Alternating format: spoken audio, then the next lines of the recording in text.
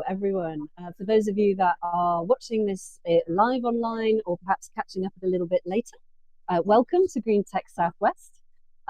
We're here in Bristol, just getting things set up, getting things going, and doing a quick tech check as well.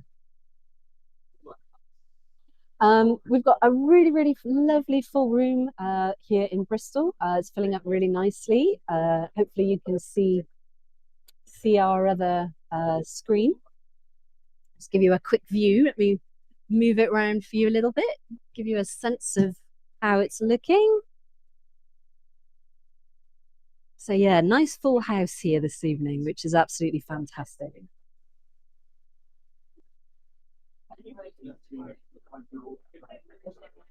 I'm not sure if the sound is working at this point, so I think I'm probably talking and you probably can't hear me. But that's all right. That's why we do a tech check. You can.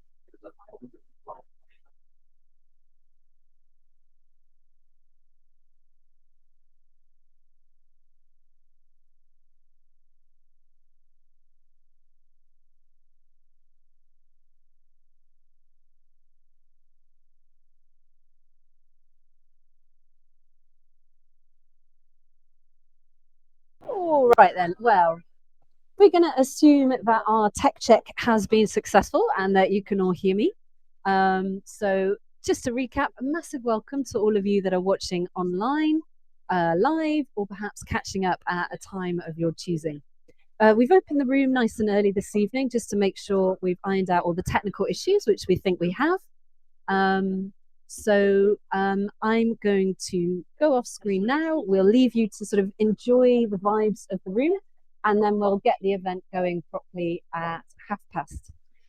If you've got any technical issues, if you're watching live, please use the comments there.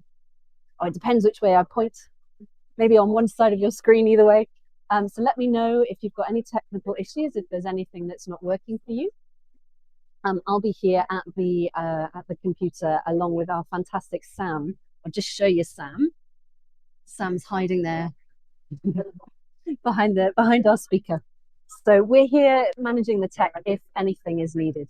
In the meantime, if you've joined us early, please do get used to using the chat. We use it a lot in these events. Please introduce yourself. And also just for awareness, we've got the whole event being broadcast at the back of the in-room event as well. So that's nice. All right, I'm going to mute. I'm going to help the rest of the team get ready for us to go live. And yeah, just thanks again for being with us.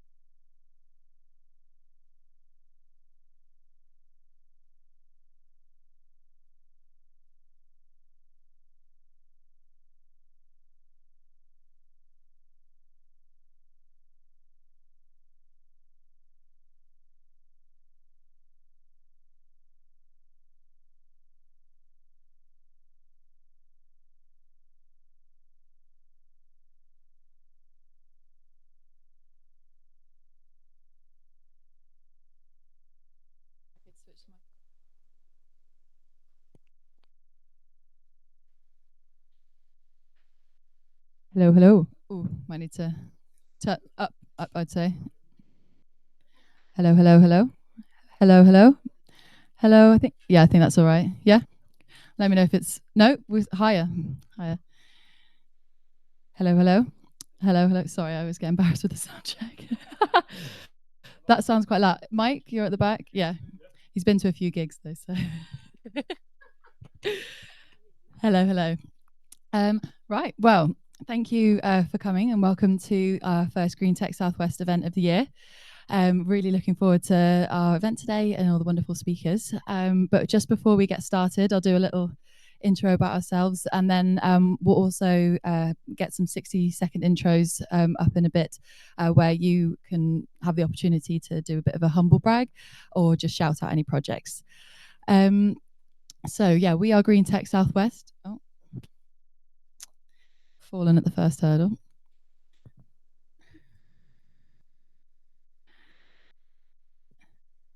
Okay. We are Green Tech Southwest. I just want to say a quick thanks to our wonderful sponsors. Without them, obviously, we would not be here. And yeah, they make us be able to bring these events to you. So yeah, we've got AdLib, we've got the Discourse, and of course, Scott Logic. Thank you so much for letting us use your space. And then we've also got Crystal. They've been our sponsors for a couple of years. They're a green web hosting company, B Corp certified, and they make it super easy to switch. They've got little beer mats here. So all you need to do is just scan the QR code and yeah, you'll find out more information on how to switch. So yeah, we are your hosts, as you can see. It's not really about us, so we'll quickly glide on. But yeah, please do say hi. Got Hannah in the corner over there, and then Mike at the right at the back, and obviously me, Helen. We also wouldn't be able to run these events without our fantastic volunteers. You'll see them dotted around as well. We've got Tim in the back, we've got John in the back, and then we've got Sam trying to get out of this little shout out by hiding behind the screen, but we won't let him get off that easily. And then we've also got Tariq, who will be floating around as part of the welcome committee. So just in case you're a first time comer or coming across us for the first time, we are Green Tech Southwest. Our aim is to showcase a variety of people using tech to solve sustainability problems and using ingenious methods. We want to support a local community with an open and inclusive ethos. We do have a code of conduct and a constitution, which is available online, but our main ethos is just be super nice to each other, be patient with people's opinions and hear each other out. We also have a website, thanks to Hannah again, our fantastic developer, has created a space for us to be able to store all of our past events. So we've been running online events and hybrid events for about 5 years now. So most of our events are up there for you to watch back, as well as any links and resources that are shared throughout the events. So yeah, it's quite a good, find it quite a good resource of material.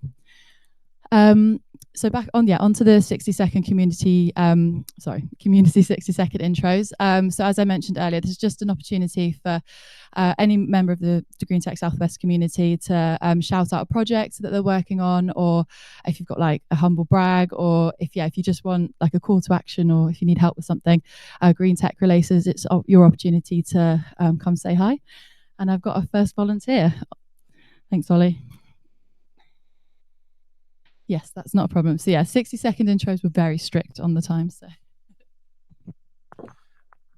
Oh, wait, no, it's like. Right. Thanks. So yeah, Oliver Cronk. Welcome to Scott Logic. This is my office. So welcome. Very quickly, we've presented before. Hopefully, we'll get a slot maybe to present some of our work again. But what we've literally just completed is something using the kind of love it or hate it generative AI to detect greenwashing in company sustainability reports. We were a little bit dubious about whether this worked well, and actually it's proven really well. So we got some grant funded money to do that. If anyone wants to see it, I can get the laptop open and show you. So hopefully we'll come back to a future event and actually showcase it for you. But yeah, that's me. But yeah, welcome to Scott Logic. Nice and quick. Thank you, Oliver. Show them how it's done. Is there anyone else who would like to? Perfect. And I forgot to mention, I'll take everyone's details and summarize the 60-second intro so you can get in touch after. Hello, thanks everyone. I'm Mary. I work for Friends of the Earth, the environmental campaigning organisation. I spoke here to this group in this very room sometime last year when I talked about some principles that we were working on with support from the Mozilla Foundation. It's very exciting to be able to say that we published them last week. So that report is now available. Principles and practices for responsible AI use, mostly targeted at kind of the civil society sector, basically, but it might be, I think, of wider relevance to, to all your organizations. They're good practice, they're out there. So check those out. I'll share a link. But also, if you're interested in kind of following those up, and if you do work in the civil society sector, there are a couple of other opportunities. One is that we are sharing those as part of CAST. CAST is an organization that supports civil society organizations with digital transformation and so on. We're presenting them to their AI Digital Leads Network next week. And also, let me get this right, Tech for Good Southwest, similar but not the same, have set up a AI kind of peer-led network to look at how smaller civil society organizations are rolling out AI. So that could be an interesting opportunity for you to both explore responsible and practical AI use with a lovely cohort of lovely people in this community. Thanks, Mary. I will get your details and share them with everyone after as well. Do we have anyone from the online community looking for a 60? Perfect. Would anyone else like to volunteer for? Yes, of course, Alex. Come on. Hi, my name's Alex. My background's in physics and photosynthesis, but I have an idea which involves neither of those things. The idea is to try to incentivize private landlords and developers to make their homes more energy efficient by giving renters and homeowners, home buyers, sorry, better information about what the energy bills are likely to be in those properties before they rent or buy, using the power of machine learning. If you think this is an interesting idea, or if you think it's a terrible idea, please come and talk to me afterwards, especially if you think it's a terrible idea. I'm always looking for reasons to not do the things that I think would be interesting. Thank you, Alex. Hopefully people are only telling you it's a good idea in this room today. Anyone else for a 60-second? Yes, of course, you can. Okay, thank you. Hello, everyone. Name's Howard Johns, serial entrepreneur in energy stuff. Worked over the last 25 years, built multiple companies. A year and a half ago, I launched a new company called 10 Energy in Sussex. It's basically trying to get loads of people to retrofit their homes with solar batteries and heat pumps and join them together as a sort of virtual power plant. I'm working up to launching in Bristol later this year. So if anyone wants to collaborate, we're really open to hearing from you. So yeah, please get in touch. Welcome, Howard. Thank you. Just doing a quick check for online. No, still not. So we're rolling in the room. I did see some tentative hands go up. So now's your chance. Yes, perfect.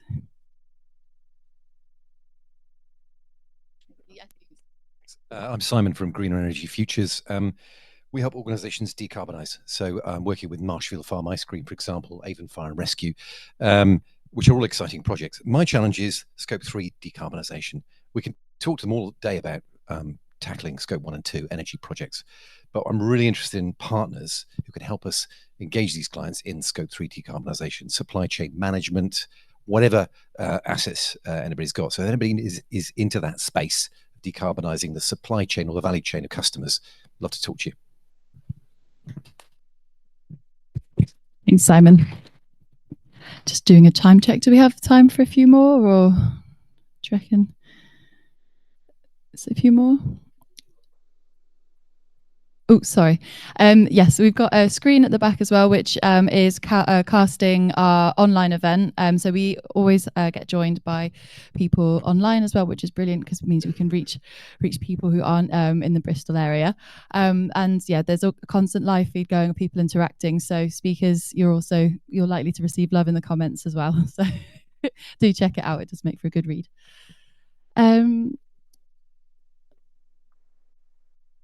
Oh yeah, so yeah, we'll make sure to grab your details.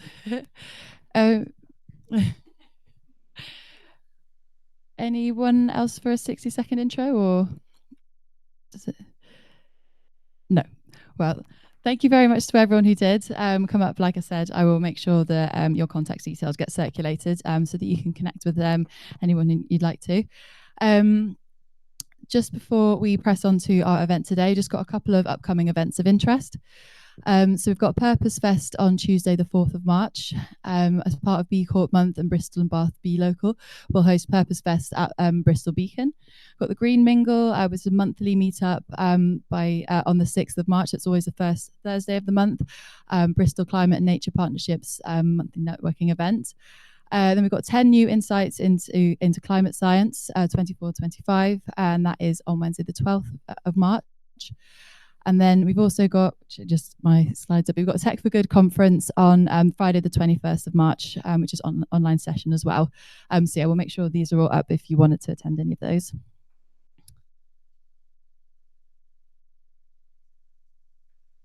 Oh, that's all right. That's why, yeah, no. Scratch that last bit. Is actually a live event in Exeter. So yeah, not online, unfortunately. And then Hannah's just going to come up now to tell us a bit more about our next event, because she's been amazing putting this one together. Thanks, folks. Right, can you hear me okay? Yeah, wicked. So we haven't yet published anything on Meetup. We haven't really addressed the Meetup shenanigans that we experienced last night. Mike and I had a very late night. So we're not sure we trust Meetup anymore, but there will be an event. It's going to be an online event on March the 25th. We have an absolutely wicked speaker joining us. Her name is Sandra Sido. She is going to be talking to us about some interactive workshops that she does to teach people about digital sustainability and climate change issues. They are absolutely brilliant. She is an incredible facilitator, and I can't believe she's agreed to come and do this event for us. So we're incredibly lucky. So the online event, she's going to tell us about the different options she's got, these different workshops that she runs. And then I think we're still pinning down the exact date, but I think early May, she's going to come here in person and actually run one of them for us.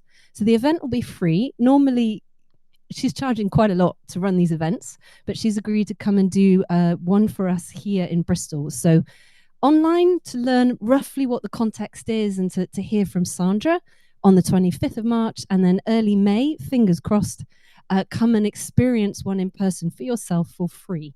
I think it will be wicked, and we're really, really excited that we've got to arrange this. So maybe that'll be published on Meetup, maybe somewhere else. Who knows? We're gonna figure that out.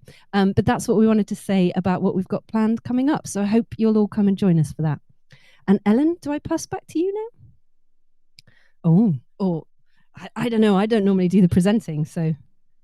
Oh, all right. I'm just going to roll. Okay, I'm carrying on. All right, fair enough. We've been running these events for 5 years, and we try really, really hard to make these events the best that we can possibly make them. We run them as volunteers. We've never taken a paycheck from doing this. We do it because we love doing this.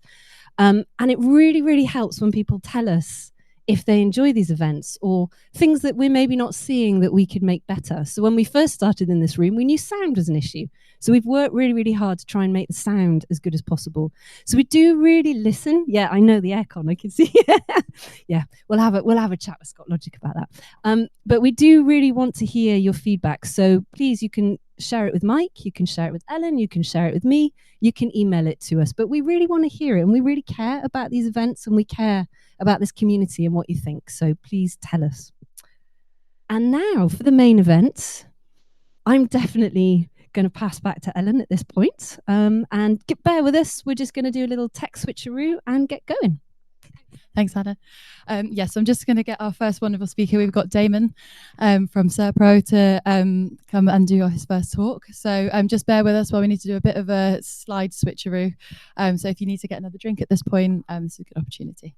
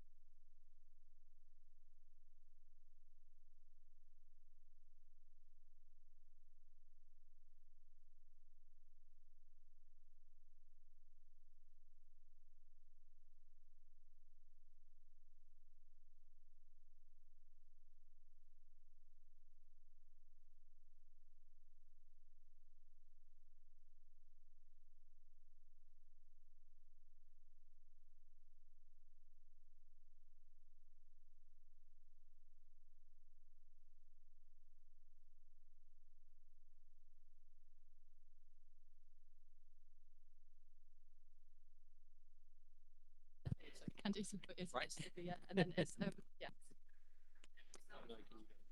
Hello, hello. And then it's just arrow keys, is it? Yes, it's just left and right.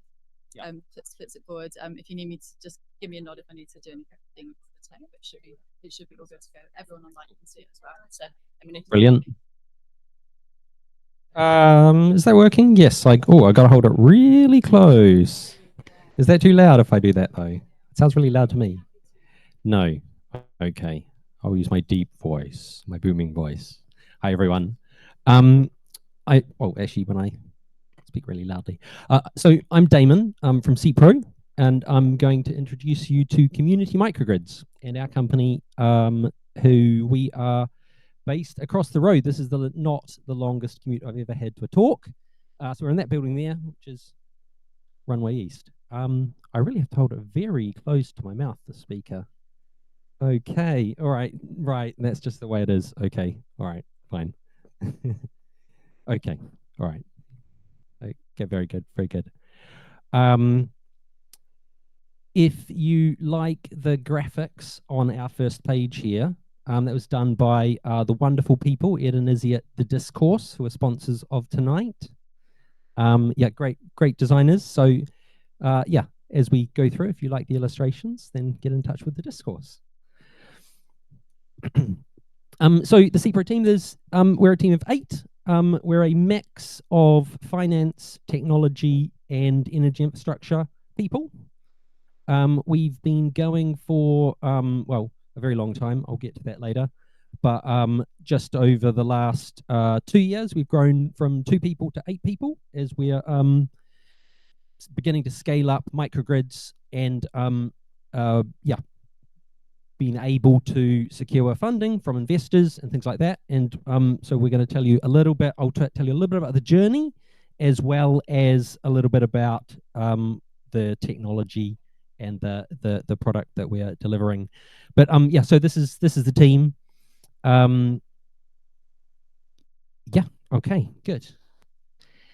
So yeah, what are we working on? We are trying to solve the problem where you drive around the country, you see new build housing going up all over the place, and typically there's no solar on any of the roofs. Often there's no energy storage.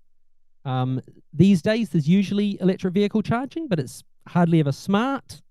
It just charges when people come home at peak times, and it doesn't do anything intelligent. It doesn't respond to issues on the grid or anything like that. And even sometimes people are still putting gas boilers into brand new homes. So essentially people are moving into properties and they will just have to retrofit homes if they want those homes to be net zero by 2030, which is only 5 years away. So that's currently what's happening in the new build housing market. And you might think that's crazy, and well, it is crazy, but actually it's house builders are building what they know, and they're building what the industry has the expertise to deliver. And so what we are trying to do is bring fully integrated solutions together that integrate controllable heat pumps, solar, battery storage, and smart electric vehicle charging. And we're trying to bring it all together with an integrated software solution that means that if it is, for example, the wind is blowing in Scotland, maybe that housing estate should suck up that wind energy, charge things that need charging, maybe warm the houses in advance, that sort of thing. And then if it's a peak time, maybe there's energy is really expensive.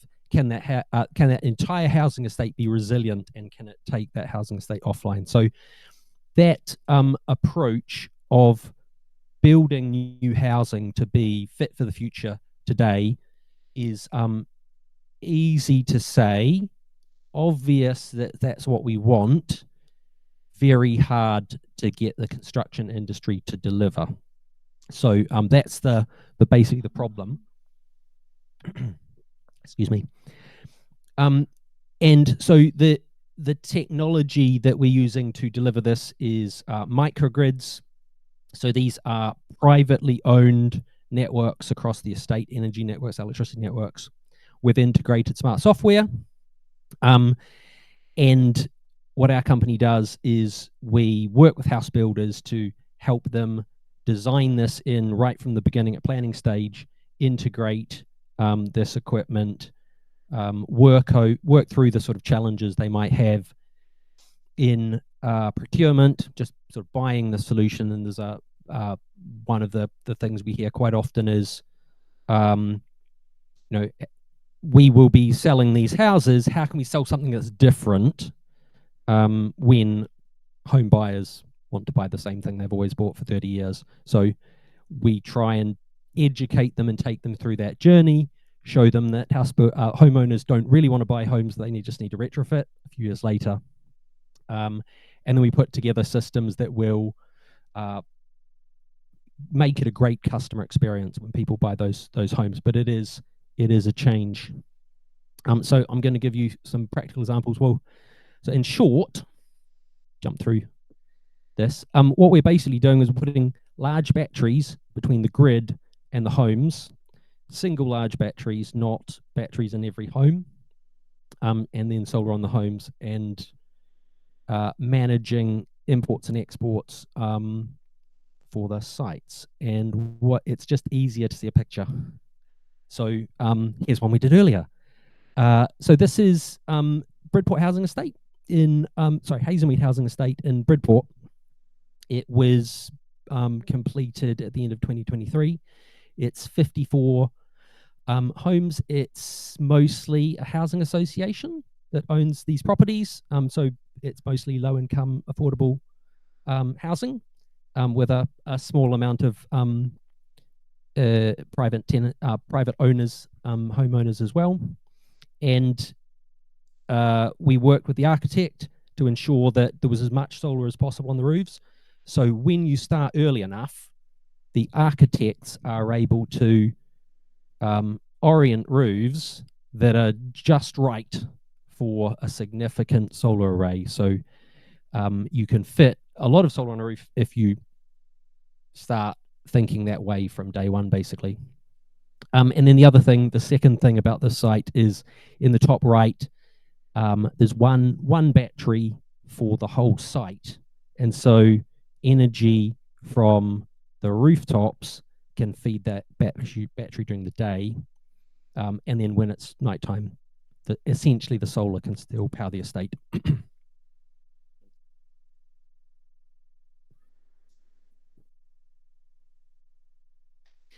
So we've got two projects that are live and operational that have been running for over a year now. Water Lilies in Bristol is 33 homes. And that's about a battery that's the equivalent of about 10 electric cars, 400 kilowatt hours, just to put that into sort of normal numbers. That's about 10 electric cars worth of battery storage in a stationary battery. With community electric vehicle charging, and the Bridport estate. So those are running.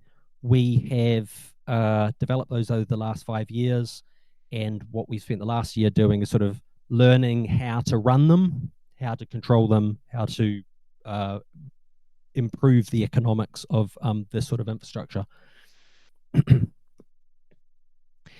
So Water Lilies, the Bristol estate looks like this. So there's it was an old water reservoir actually. They converted the water reservoir, put a lovely sort of lawn over the top of the car park, so you park cars underneath, and then people can just sort of spill out from their homes in a shared common area. And yes, reordering the slides. And then just tucked in the corner of the estate is the battery. This is Conrad, the installer from Cepro, who fitted the battery for us. And so what we're doing is essentially we're using the battery to economize customers' bills, to drive their bills down. We're also working with Ripple, so that is a community-owned wind farm in Scotland. And so this project has bought a slice of that wind farm. Both projects actually have bought a slice of the Ripple wind farm in Scotland, which means we have energy from the solar in summer, and obviously at the moment there's not very much solar, but the wind farm in Scotland is producing a lot of energy across the winter. The wind farms make more energy in winter. Solar makes more energy in summer. I'll take you through this. So what is it like for the customer? So what we're doing is comparing against the energy price cap. And this is just a study we did to look at what a microgrid does against Octopus, which is the obvious comparison. And so we've taken 12 months of half-hour energy data for the site last year. Well, it's the whole of 2024. If customers had bought that energy at the energy price cap, they would have paid £47,000. With Octopus, they would have paid £44,000 for the same energy. But they also would have earned £15,000 from solar. So their net cost would have been £28,000. We put a microgrid in. So we buy energy on a commercial business rate for the whole site as sort of a mini supplier. So we can buy it 25% cheaper than the energy price cap, so the 25% discount. And then also we pay the customers for solar, not as much as Octopus, but the overall together, the net benefit is a £4,000 saving versus Octopus on the site. So that was we didn't actually know how that was going to go. It was a build it and see what happened approach. And luckily we are cheaper for customers, which is great news. And then, so the second half of this is, so that was the sort of the solar and supply part of running a microgrid. The battery part, how do batteries make money? This is an example of the cost of energy over, I think this is probably 2 years, year and a half, a fairly long period of time. Red is the cheapest half-hour period of the day when theoretically a battery could buy energy on the red line. And then orange is the most expensive half-hour period in the same day. And so what you see is red is going below the zero line quite a lot. So our buy price is often significant. Buying energy into a battery or for houses is often significantly on the wholesale market, significantly below zero. So that's being paid to charge battery in those below zero periods.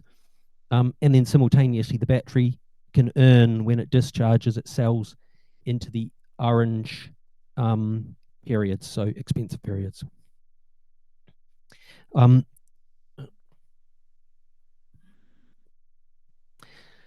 So those red periods when batteries can buy cheaply.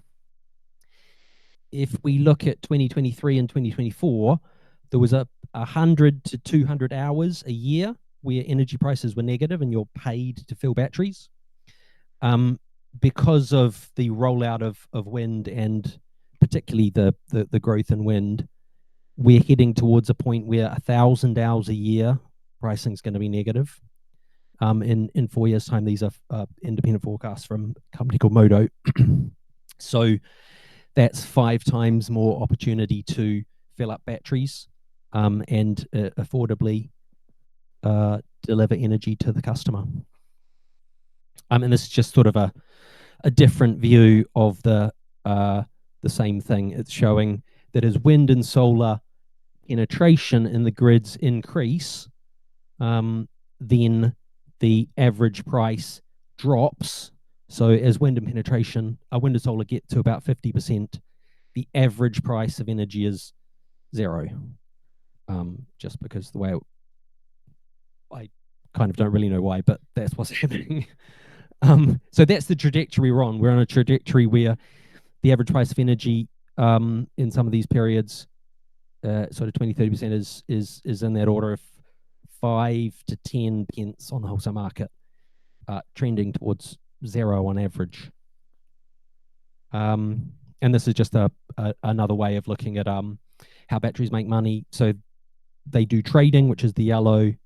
They can benefit the grid, which is the green, distribution use of system charges, and the transmission system, the orange, and then they get paid on something called the capacity market, which is a subsidy. I won't go into too much of that detail. Good, last slide. So just a bit about the journey of our company. We've been working on this for a long time. So over the last 10 years, we have been progressively building larger and larger microgrids. Initially, our first microgrid, the Owen Square microgrid in Bristol, was just 2 community buildings. And then we delivered a small battery called the Lovedon battery in Winchester. And that sort of proved the concept at very small scale. We raised our first investment in 2019, joined the Energy Systems Catapult Incubator in 2020, and then funded the 2 microgrids I've shown you. They were funded by Bristol Energy Cooperative in 2020, so late 2020. So they put the money into the projects to deliver those demonstrations. Cepro raised 600,000 last year to grow the team, and we're raising again. So that is the come and talk to me if that's something you're interested in. Thank you very much. I think we're taking questions at the end, aren't we? Yeah. Great. No problem.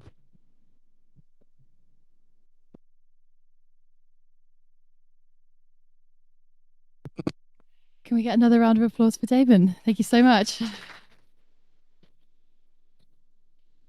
Brilliant. So yeah, as we said, we will be taking questions at the end, so keep hold of them. We'll do a quick switcheroo. So use this time to grab another drink or some more pizza if there's any left. And just, yeah, we'll call you back in about 5 minutes for our next talk.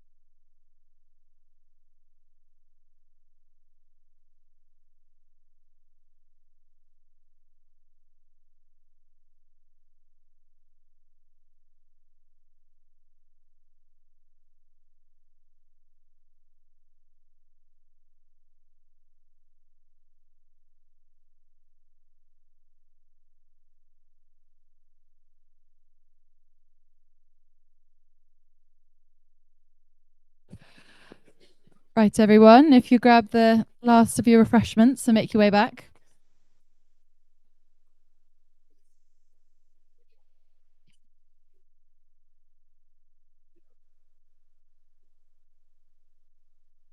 Thank you very much. Oh, sorry, we'd like to.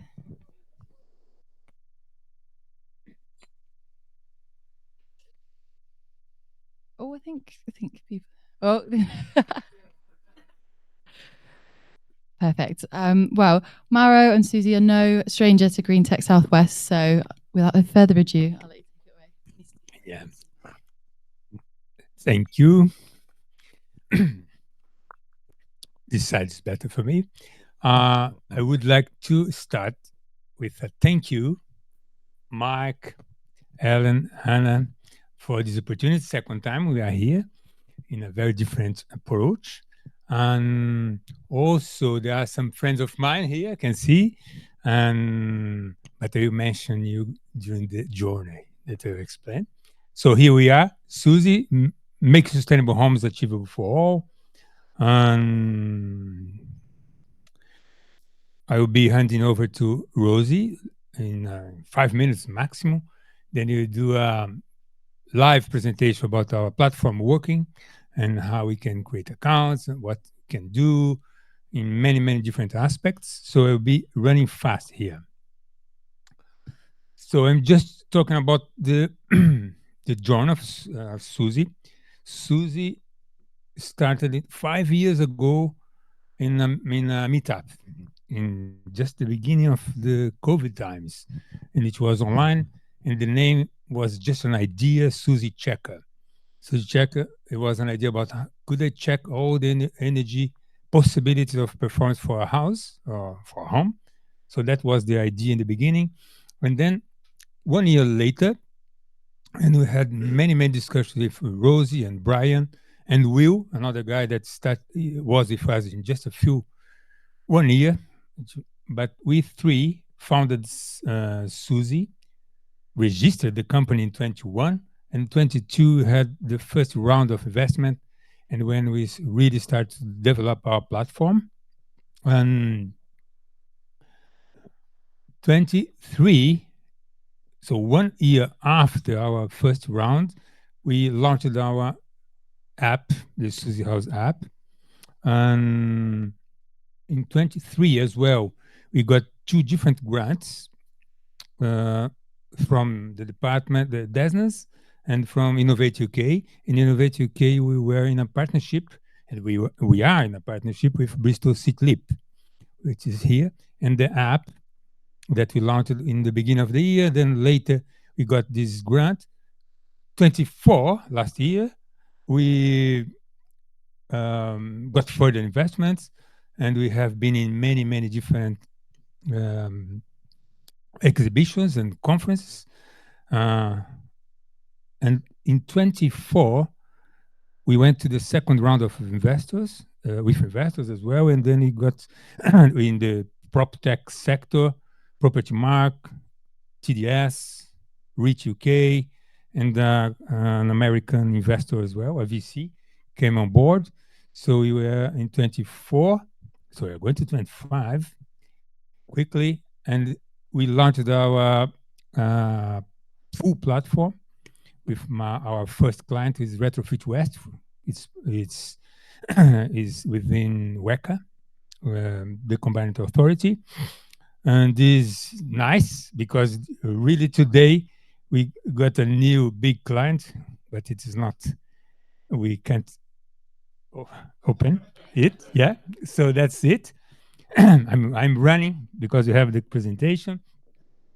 Our platform started with just an app, but it grew a lot. So we have many different modules with just one platform. So we have the SuSy app that goes to the hands of the householders, tenants or anything, businesses for trades and installers, property identification platform, and a manager that controls and can help everything here with all our database and algorithms behind it. And just one slide about our platform. We we are comprising, bringing in many different data sets, open source, some of them we buy as well.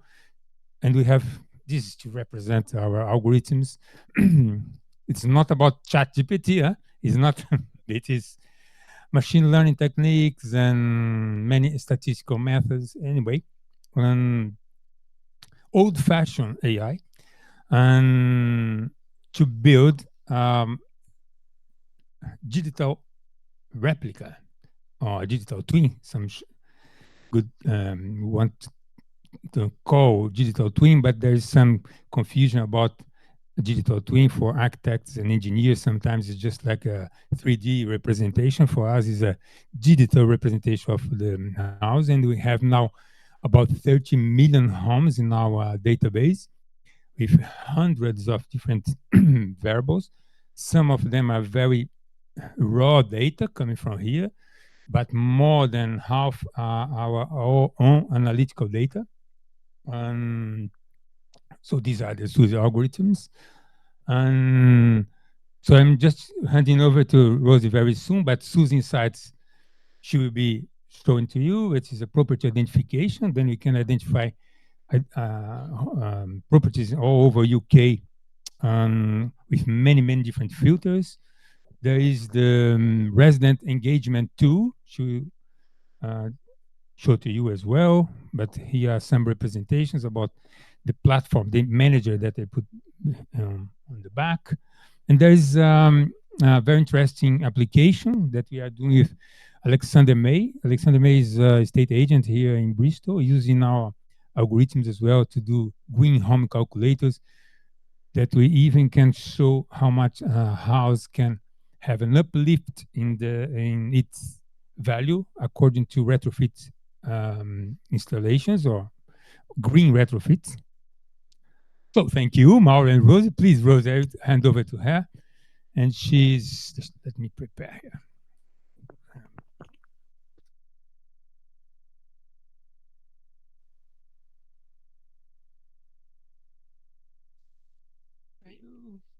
Thank you. Yeah. Okay. So Mara's idea was live demos. He's the chief of product, so everything here is everything that's working is thanks to me. Everything that isn't.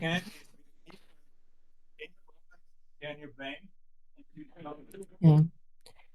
We all like to see a metaphorical Cybertruck smashed up. So let's attempt this. Okay, so Mauro mentioned SuSy Insights. So this is our property portfolio analysis tool. So this is something we've been developing in partnership with Bristol City Leap to give you the kind of scenario that this is aimed to address. So imagine that you are an organization that is delivering retrofit in an area, and the government has said you can have 100 million to decarbonize the housing in your area. But those houses have to be low in energy efficiency, and they have to be low income households. So you've got to find those houses and offer them your deal, which isn't an easy task. So SuSy Insights is a tool to help you identify homes that meet certain criteria. So initially, the aim is for homes that meet grant criteria, but as Mauro mentioned, we've got so many different bits of information about homes. There's lots of different ways you might use this. So it's a pretty straightforward tool. You can see that we have a map of England showing at the moment. This is just loaded with some sample data at the moment. So you can see there are kind of only 50,000 records loaded into here. And don't worry, it's not going to be the real data about your home that's coming up here. So for example, I'm looking for low efficiency housing. So that's usually for the government organizations is based on your EPC. Anyone who works in the industry will have lots of things to say about EPCs, but it's still the basis for a lot of grants. So you can say, right, I'm looking for EPC D2G homes, and what that does is creates a heat map There's loads of different variables that we can add in here. There's a small selection here that are related to things that people look for in grants. But basically, you apply whatever filters you want. And then you can explore the areas where there are clusters of homes meeting your criteria. So I can see there are certain hotspots in Bristol. If I want to, I can, select these areas, and then I can create a list. So can't quite see the screen from it. So I create a list from this. So either the ones I've selected, so that's 1,500 homes in that, or I can save all of the properties that meet that criteria. So this is all of the EPC, D2G. I'm just going to put in whatever there. I save the list, and then you can see this is where we can access our lists. I go onto this one, and basically within the list, it's a list of properties and variables. As I said, it's not real income in this sample scenario. So from here, you can do what you want with that data. So you can download that, and you can send out letters to those to say, hey, we think you might be eligible for a grant, apply via this link, etc. There is data visualization here that I'm not going to show you because I know that it's broken at the moment. So just imagine some graphs and stuff there. So that's SuSy Insights. I'm going to hop now to the next application. And these are all basically different ways of us serving our data, which is what Mauro works on. Whereas I'm on the user experience side of things. So this product is all about engaging with residents. So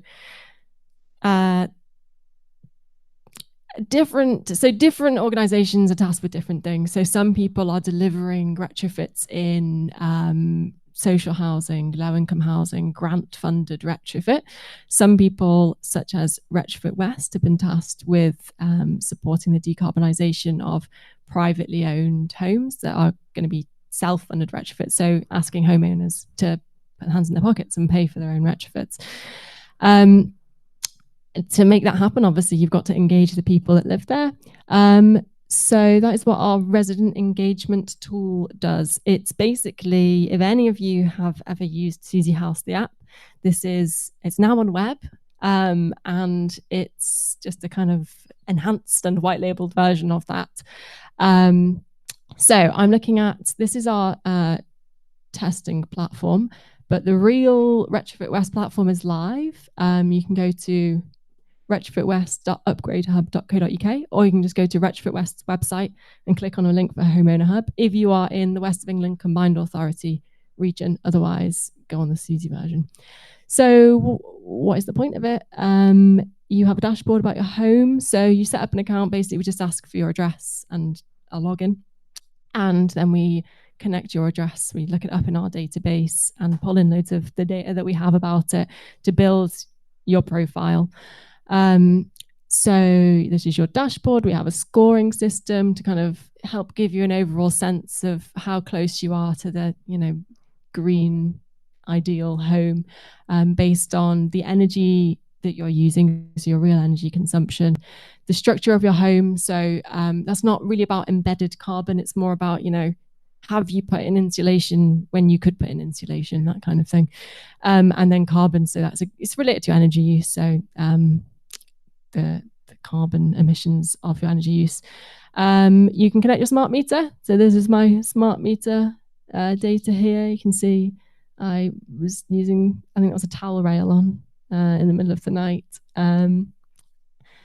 So anyone can connect a smart meter. If you don't have a smart meter or you don't want to, you can put in manual meter readings if you want. I think you'd be quite keen if you were entering all your meter readings, but then you can get some nice graphs of it. So why not? So once you don't have to put energy data in at all. The main interesting bit is the actual retrofits or the improvements. We like to use the term improvements because a lot of people don't know what retrofits are. And for those of you who don't know what they are, they're just energy saving measures that you do to your home. So we analyze the property, we recommend different measures that could be suitable for your home. So you'll get different recommendations depending on your home. So, you know, for example, if you live in a flat, some of these are not going to be very practical for you and won't recommend them. If I click into one of these, so I click my left click, then there's information about that measure, so to help you understand what it actually is and what it can mean for you. So we have some estimates in terms of how much you could expect to spend, how much you might expect to save on your energy bills, how much CO2 that we expect it to save. And these are all calculated for your home specifically. Obviously they're estimates, but it's not just the kind of, oh, this might save you between £10,000 and £3,000. So we try to make it a little bit more specific, bespoke for your home. And the more data that we have about your home, the more accurate these will be. So if you've connected your smart meter, then we can obviously predict more accurate energy savings. Lots of pages, lots of information about each of them, so you can learn what they is, pros and cons, cost, are there any grants or financing options available, what to expect when someone is installing it, is there anything you need to do to prepare. And then you can also get estimates from local suppliers through our platform. So this is a really simple process, which I'll preview to you now. There's a short form you fill in. Some of this is pre-populated because we already know this data about your home. And then you send off the estimate request to the providers that are linked up to our platform. And then they can give you kind of a quick estimate looking at that data about your home without you having to have like shared all your contact details. So it's anonymous up until the point where you say, oh, I like the sound of that. Please come around and give me a proper quote. So it's just to kind of help you understand what you might be able to go ahead with, what's feasible for you. We also have, this is new since we launched with Retrofit West, which was only a month ago. We've got energy assessments now that you can get through the platform. So there's various energy assessments. There's also a tool here if you're not sure which one to help you choose. And it's the same idea. So there's information about, you know, what is it? And you can get estimates, and for our assessment you can get some auto responses. So let's see, okay, right, I've sent the request. This isn't connected to real providers, but you can see, ta-da, here's my fake account. This is what it would look like. So you'd get notification to your email, you've got a new estimate, and then you can see how much it's going to cost, when they can start, how long it will take to complete. So just to give you a rough idea, basically. And with Retrofit West, for their home energy assessments, you can get 70% off. So if it's one of their kind of approved providers, which all of the ones on the platform will be, then you can apply for a voucher from them to get 70% off the cost. And you can see here, so this £400 assessment will only cost me £120. So that's the quick overview of the homeowner offering. But the platform we have built to be flexible to cater for the other scenario, which is grant funded retrofit. So this is what we've been building with Bristol City Leap. It's quite a complicated process getting your home retrofitted. There's loads of steps, and particularly when it's grant funded, there's processes they have to follow, which are lengthy, and funding that has to be applied for. So we can't change what those processes are, but we can make it easier to follow for the people that are undergoing that. So we've worked with City Leap, and we've spoken to the homeowners that have been going through these programs with them to understand where the pain points are, and where we might be able to help.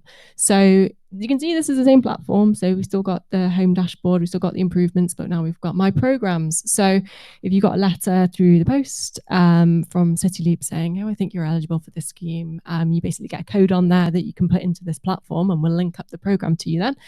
And then you will get some nice new features here of being able to track your progress on the program. So you can see this is an example of how long this process is, and yeah, at the moment, it's very difficult for homeowners to keep track and understand what all of these different steps are, but they all have to happen.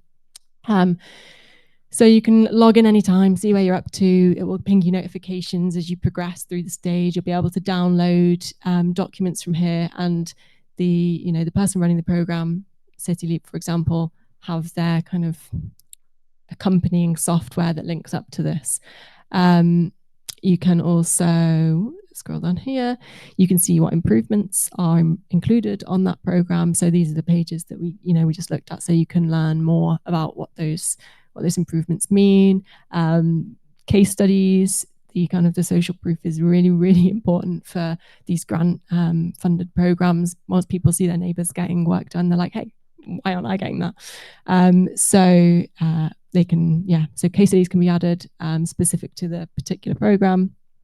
FAQs, help and contact, funnel people to the right point of contact, because again, there's a lot of people coming and going and involved in these projects. So useful to know who to speak to.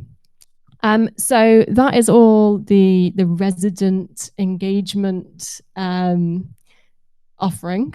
So it's kind of SuSy House at the core, but built on with some nice little extra features. And as you can see, we do a light touch white labeling. So we rebrand it basically so that you always feel like you're getting a consistent journey from whoever's sent you the initial letter or email or whatever.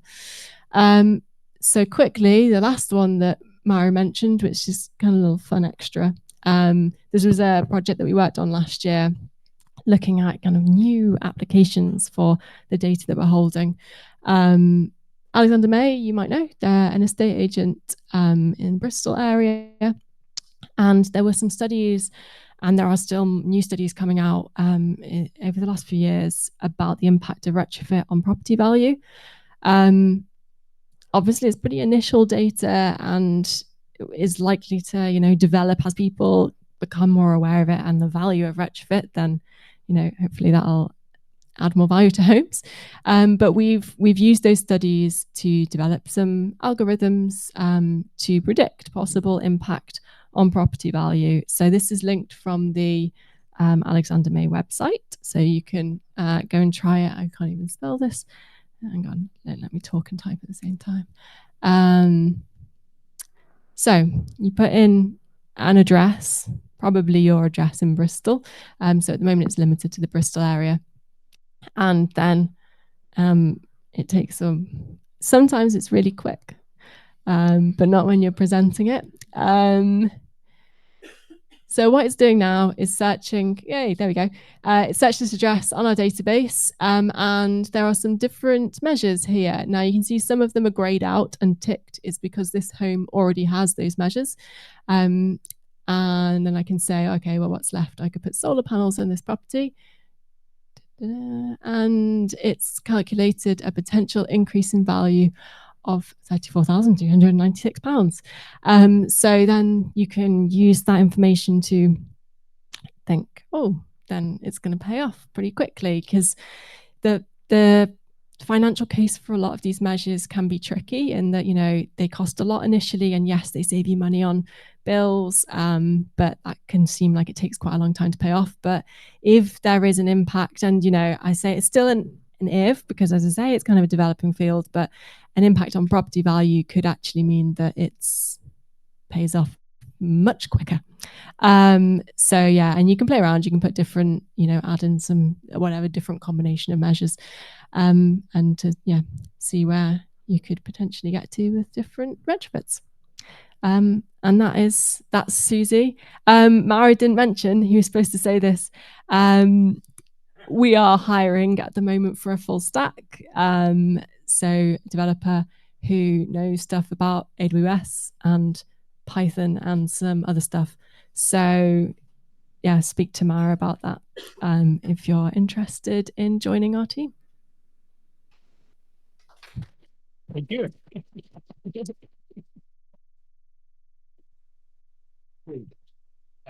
Oh, Mauro's got we call them the world's smallest brochures. The idea is so it fits in your pocket. Yeah, Mauro's idea, and that'll show you all our products and all that kind of stuff. Who am I giving this to now? Fantastic. Thanks very much, Rosie and Mauro. yeah, I can definitely recommend the app. I've got it. I think I did some testing with you on it a couple of years ago. So yeah, it's fantastic to see what's happened with it. We're going to roll out some chairs and do a very quick Q&A with Damon, Rosie and Mauro. So yeah, just give us a couple of minutes and we'll get that set up.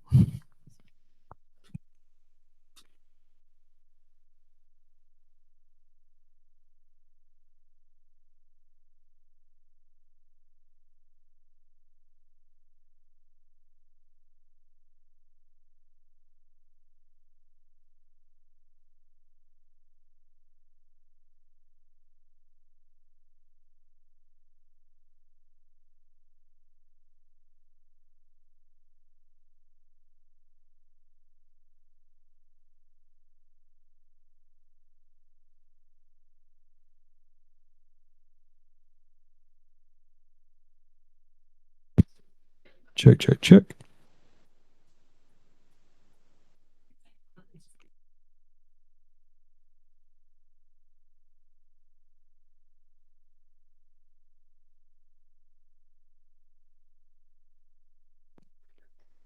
Cool.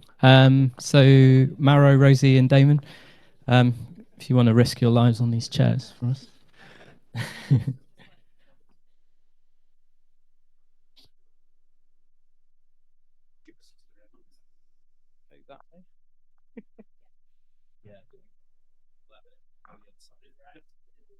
Yeah, they're pretty.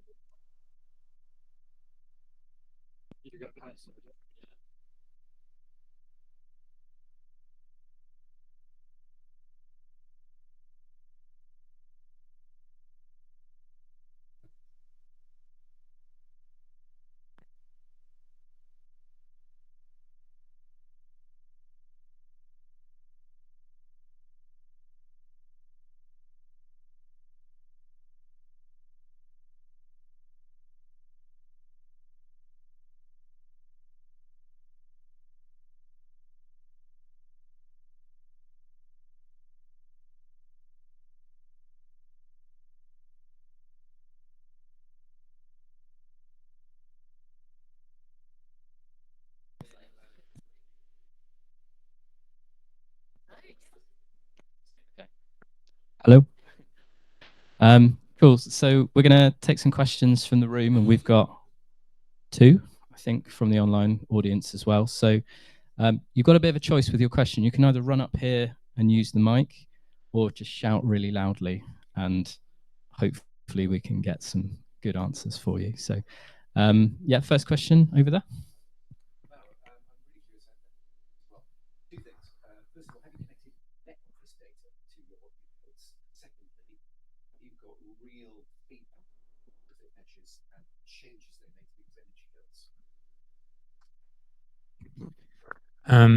Met Office before. We are considering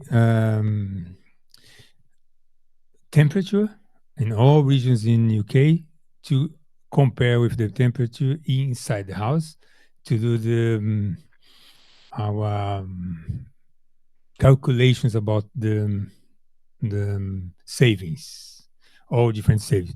So yes. The second question is.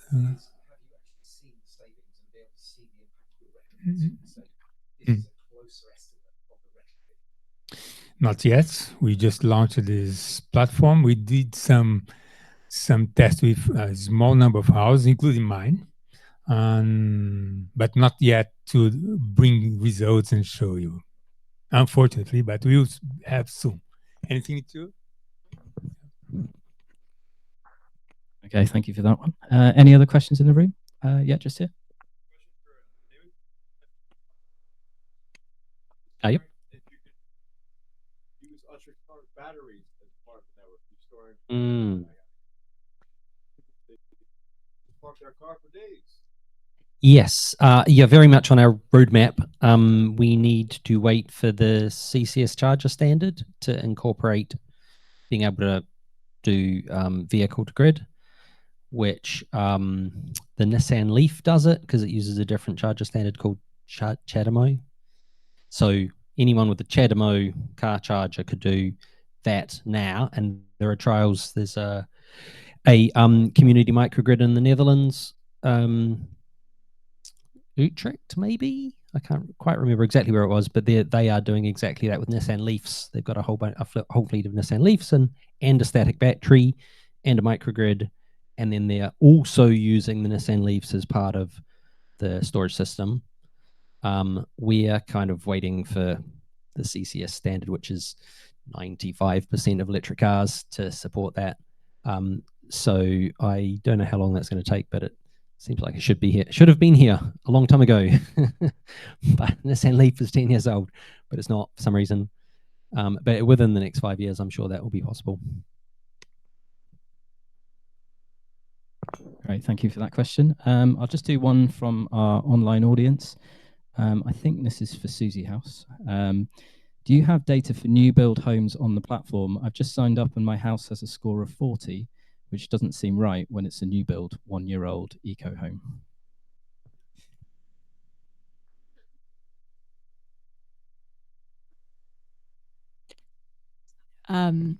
The answer to that is maybe. So, we basically regularly update the properties, and in fact, there was an update yesterday, I think. So it depends whether your property, the address is on the systems that we're pulling from. And also, actually, if you've just signed up, it can take a little bit of time to calculate. So I think a lot of people will get 40 when they sign up, and then it'll update. And if you connect, your smart meter or your settings, then that'll change things quite a lot. Because 40 is basically, we're assuming you're using the average amount of energy. So yeah, and you can also change things on your profile. So not all the data that we have is going to be perfect. So yeah, you can update that, and then you should see some changes there too. So the scoring's out of 100. But kind of each point doesn't represent a particular thing. It's just a kind of measure against the ultimate that you could get to for your home. So we're not measuring you against a kind of made up perfect home. It's like for the home that you've got, how close are you to how good it could be?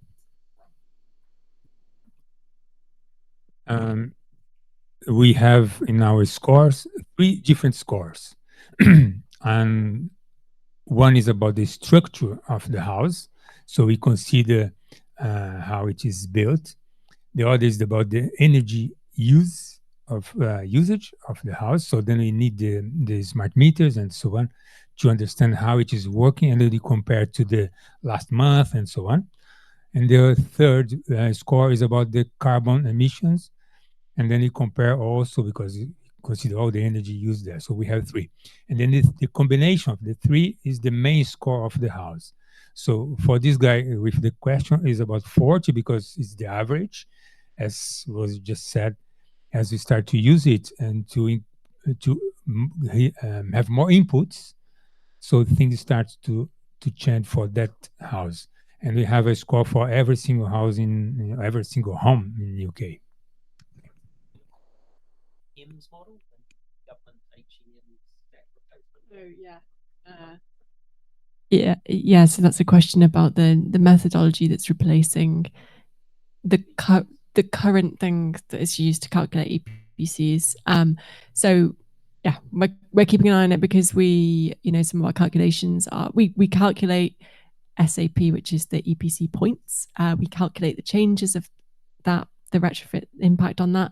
So basically, yeah, as the methodology updates, we just kind of update our own calculation methodology as well. But that is limited to where we're talking specifically about EPCs. So the way that we do our own scoring, our own calculations is separate to EPCs. So we're not kind of just following their calculation methodology. So yes, we have to keep an eye on it, because sometimes we have to report on expected changes in EPCs, but it's not, our own basis is different. I was kind of wondering if it was going to solve all those flaws that EPCs. Yeah, the EPCs are widely renowned as being rubbish. Just wondering whether you think that the new model might solve some of those problems. But maybe, yeah, if you haven't looked at it closely, you might not know yet. So I haven't looked at the technical detail of it, but I think a lot of the difficulty with EPC is a lot of the inaccuracy, because it's human error basically. Like it depends on the assessor themselves, and like in any job, some assessors will be better than other assessors, and they just will miss things that others, and so not that I'm saying we need a robot to do it, but if there's humans carrying out a job, like it's, there's always going to be errors with it anyway. But yeah, bad data.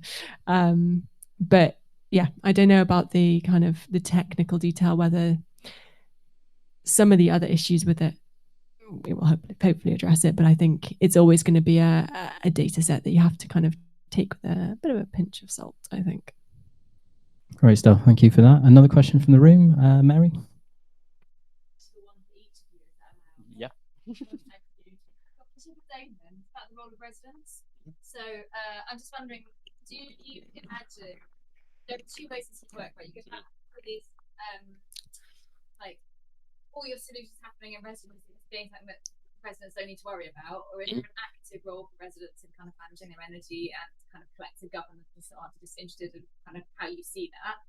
And a question for Rosie and Mauro, what's your marketing plan? So you've got common to a lot of tech products, you've got a great solution, you've got a load of people who need to know about it and don't know about it, and a current kind of political and communication environment that isn't very supportive, unfortunately, of people like you getting your message out. So what's your plan to reach all the people who could benefit from it?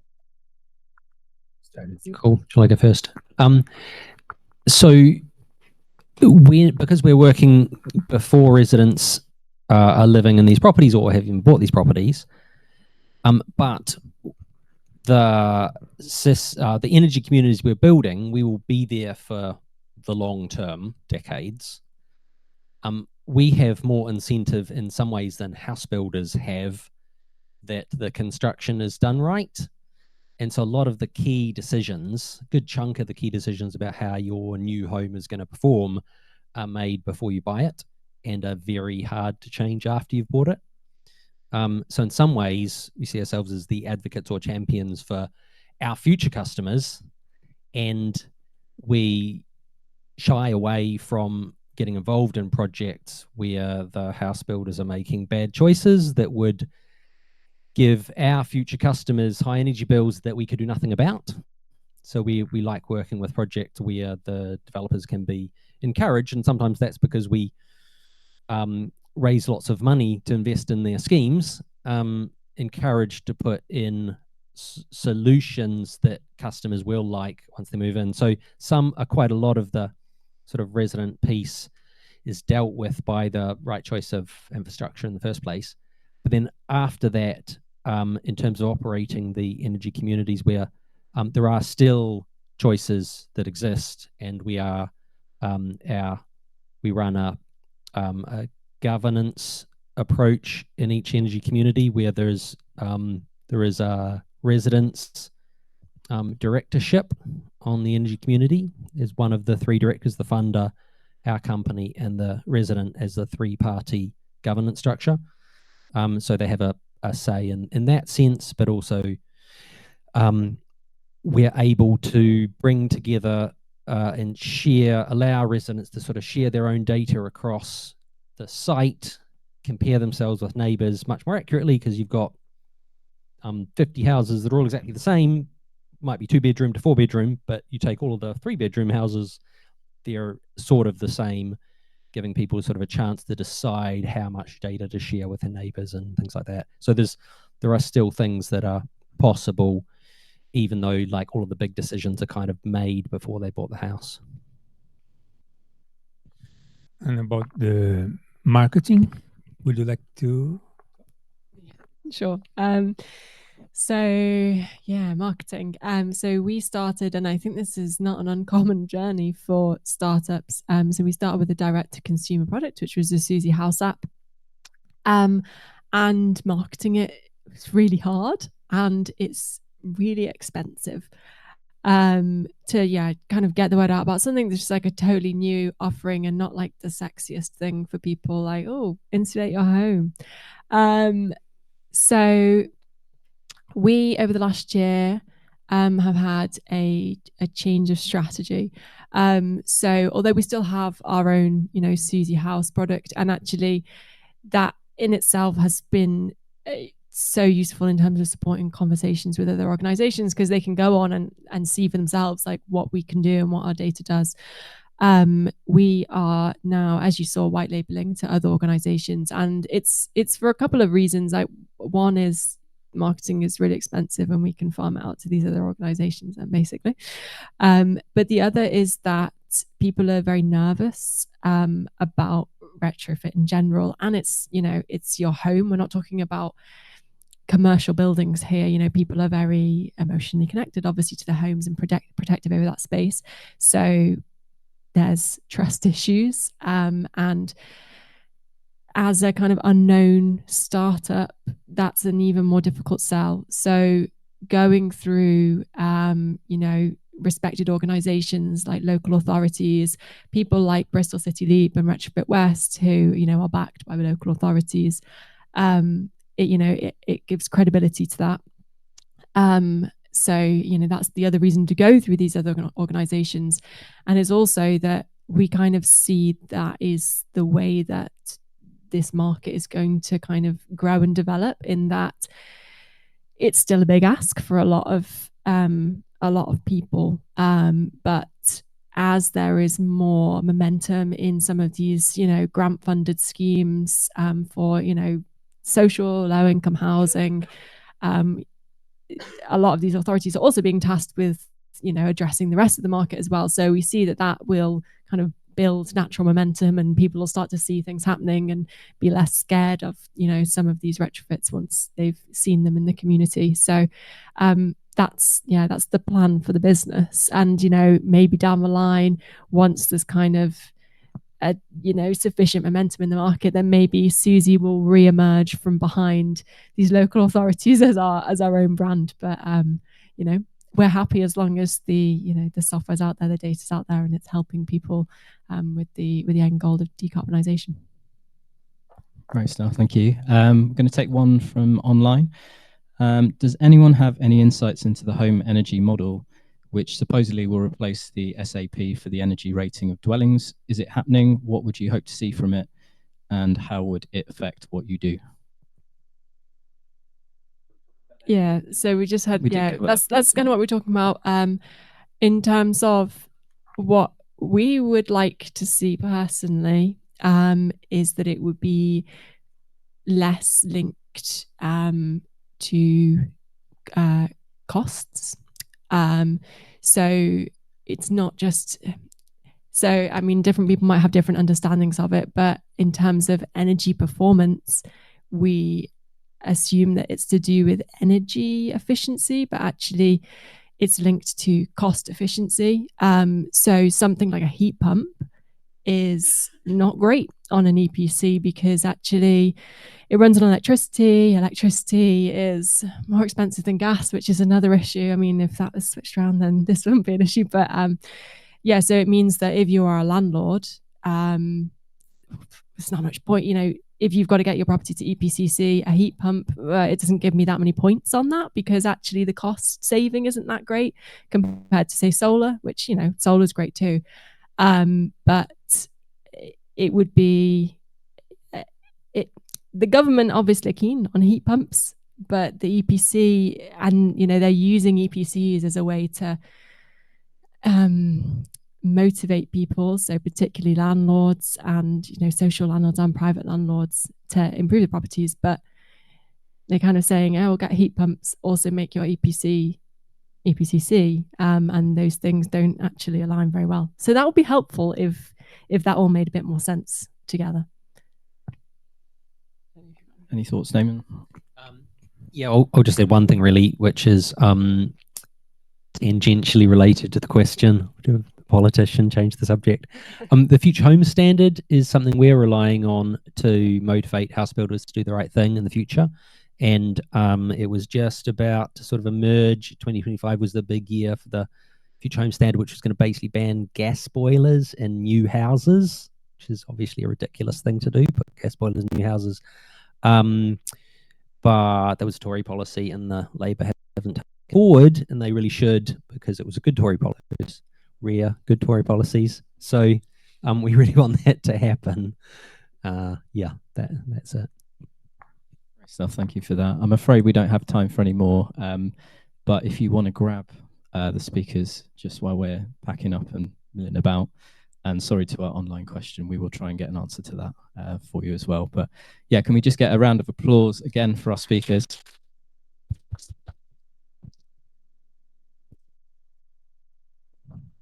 We're really grateful for you giving up your evenings for free. So thank you very much, and we look forward to following up, and hopefully come back in a couple of years and tell us what you're up to. So yeah, that kind of concludes tonight. Just want to say thank you again to Scott Logic for having us here for free, which is incredibly kind of you, and to our sponsors as well, and for all of you for coming despite Meetup's best efforts to stop you. We are grateful. We'll be heading over to Left-Handed Giant in about 10-15 minutes once we've tidied up. If you want to head over there, if you fancy talking to anyone you've met tonight, or even us, we'll be over there having a pint shortly. But yeah, we look forward to seeing you on the next event, and thank you again for coming along. Cheers.